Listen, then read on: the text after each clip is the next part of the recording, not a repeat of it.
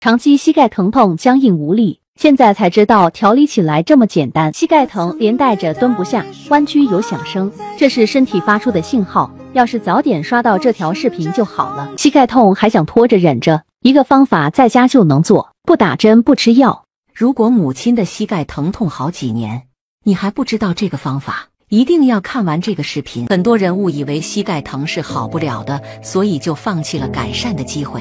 膝盖不好能自己好，错；膝盖不好还在针灸，错；膝盖不好还在贴膏药，大错特错。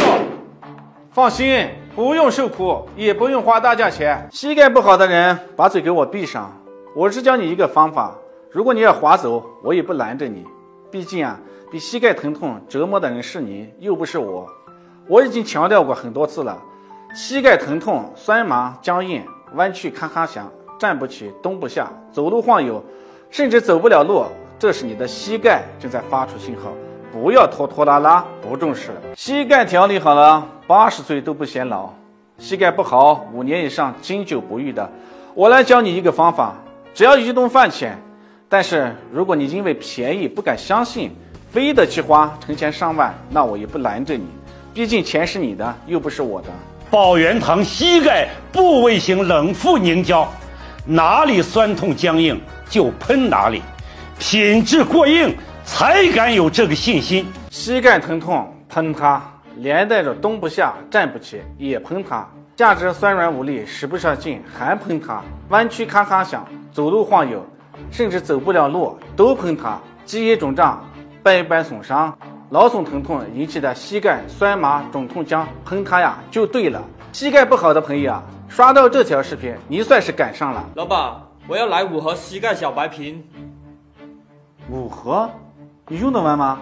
我姥姥这膝盖不好啊，都好久了。用不了那么多，你先拿1盒回去试试吧。你说你买不起膝盖小白瓶，好，为了让广大膝盖疼痛的朋友不再买到假货，我们直接打开官方购买渠道，厂家直发，人人用得起。